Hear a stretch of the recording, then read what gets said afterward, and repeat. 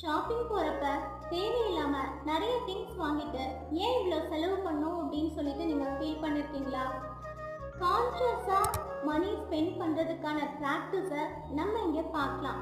இது மணி ஜர்னலிங். இதை நம்ம மந்த்லி ஃபாலோ பண்ணணும். எவ்ரி மந்த் வந்து நீங்க ஒரு டைரியில நீங்க எவ்வளோ மணி ஸ்பெண்ட் பண்றீங்கன்றத ட்ராக் பண்ணிட்டே வாங்க. அதுக்கு இந்த டெம்ப்ளேட்டை வந்து நீங்க ஃபாலோ பண்ணுங்க. டேட்டு, என்ன ஐட்டம் வாங்கியிருக்கீங்க, எவ்வளோ அமௌண்ட்டு, எதுக்காக வாங்குனீங்க, அண்ட் வாங்குறப்ப உங்க ஃபீலிங்ஸ் எப்படி இருந்தது, இதை வந்துட்டு நீங்க பொருள் வாங்கிட்டு வந்து வீட்டில் உட்காந்து எழுதி பாருங்க. ஒவ்வொரு திங்ஸ் ஷாப்பிங் பண்றப்பையும் உங்களோட எமோஷன் எப்படி இருந்தது, ஃபீலிங் எப்படி இருந்ததுன்றத பாருங்க. சில டைம் நீங்க ஹாப்பியா ஃபீல் பண்ணீங்க, நம்ம தேவைக்காக வாங்கியிருக்கோம், அது ஓகே.